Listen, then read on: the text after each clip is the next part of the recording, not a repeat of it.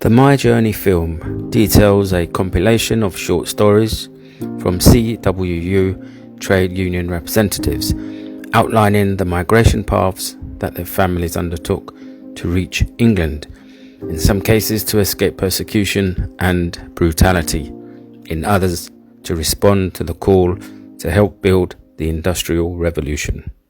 This is my Windrush experience. My parents came over here in 1961 from Jamaica, and they lived in Brixton at first in southeast London. Housing was always going to be a problem. You had the no Irish, no blacks, no dogs scenario going on, and they had to spend the first few years living with family friends in a one room of a house until they were able to find enough money to get out of there.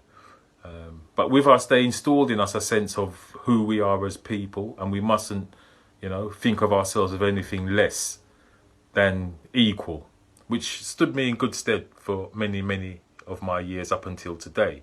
Unfortunately, I can't tell you much about my family history, as I was adopted when I was 3 months old. All I know is that my real father was black and from Jamaica, and my real mother was white and from London. My parents were both born in India, and this is before independence and the partition. India at that time was part of the British Empire, and my father at that time moved to Uganda in East Africa, which was also part of the British Empire at the time, and my mother in the 1950s joined him there, and that's where I was born in Uganda. Through various political reasons, and we can go into probably many, Uganda was in the 1970s or late 60s was taken over or run by a dictator called Idi Amin, and he had a policy very similar to what fascists would have, and at that time he wanted to expel all British subjects from Uganda, and the majority of the Asians who went to Uganda as part of the British Empire were actually classed as British subjects. My story begins with my father hearing tales from his friend in Trinidad and Tobago, in West Indies, where my parents are both born, about his travels in the RAF. My dad was a young man working for the council in Port of Spain, which is the capital of Trinidad and Tobago. And when he heard of these stories of travelling around Europe, exciting, meeting new people and places, he felt like he wanted to do the same, just like anybody else would, a young man would. So he basically made plans and he joined the RAF. 1956, he travelled to the UK, and he said it was just like what everyone said. Everywhere you went, you saw these signs saying no dogs, no Irish, and no blacks in London, and so it was very difficult to find somewhere to stay.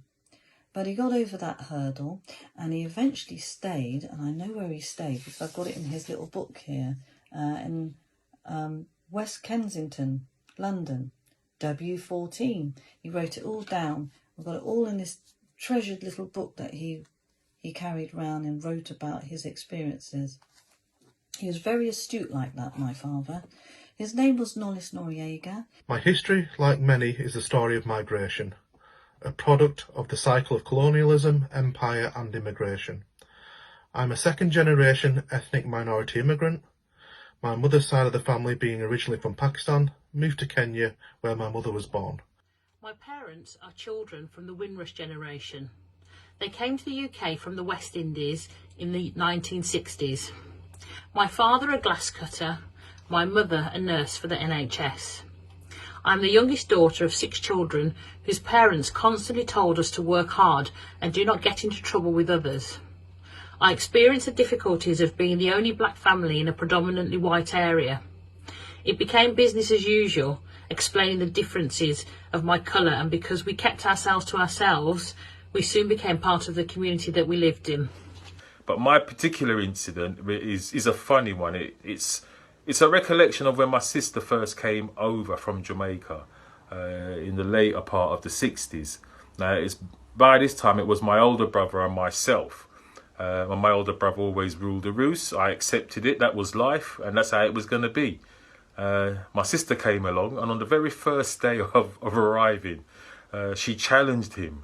And I tell you what, she gave him a run for his money, which, concerned me because I'd never seen him getting beaten before. So I now had to decide, where do my loyalties lie? Because if that's what she can do to him, what's she going to do to me? So at that very early age, I realised, form an alliance. So I formed an alliance with my brother. So anytime anything, there was problems or it kicked off, I would always be encouraging my brother from a safe distance, I might add, to get stuck in and do his best.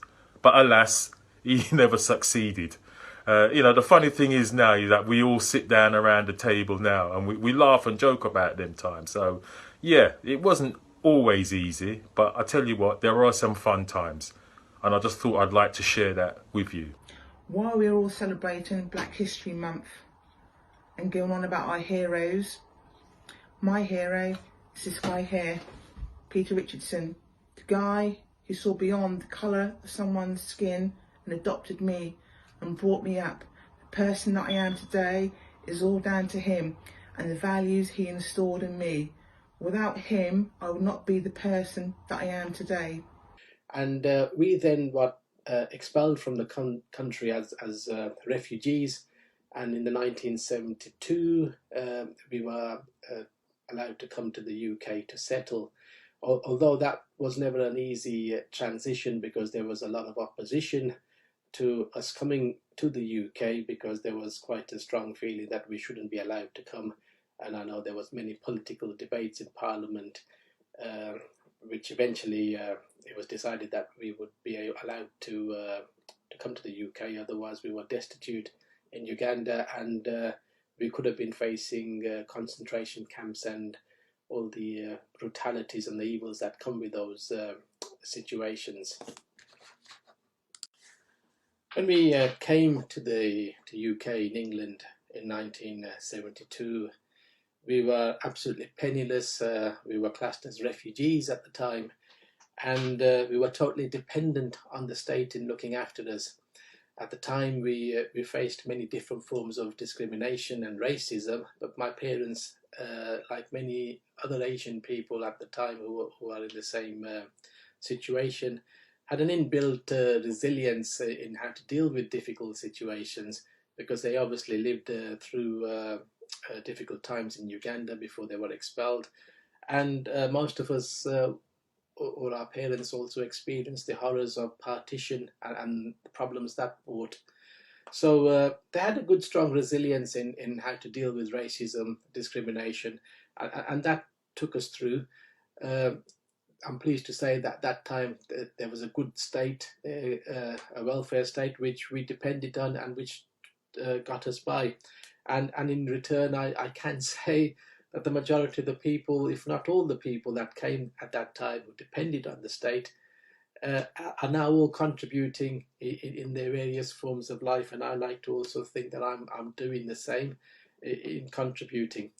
What we do remember is that there was many good people who did also help us, neighbours who got used to us, and then they started to help us. So there is so many good people that do come out and actually help, and that was the British culture at the time, and this is what Britain was really famous for, because for all the bad that happens, there was always those good people that also did good and made this country a good country. And most definitely in my life and in my family's life, we do remember those people that were helpful, and I'm pleased that we can show those people now that, look, we've come here, thank you for your support, but in return we are now contributing and helping other people. And one of the roles why I feel that being a union rep is so important is because it allows me to give back the support and the help that I got when as a child. Having gone to school and having twofold education in the home and at school, it was always drummed into us to work hard. For example, you did homework and then you did your parents' work. Now, as a parent myself of two daughters, I appreciate the importance of education even more. Even more so because our parents didn't understand what they were getting into when they first came here to this country. I understand the UK system better than they did, and back then, when raising 6 children, it was a different struggle that they had to face.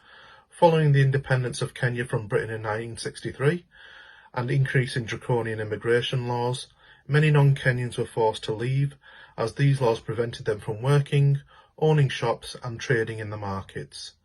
My mother arrived in the UK in the late 60s, as a teen taking up studies to eventually become a nurse.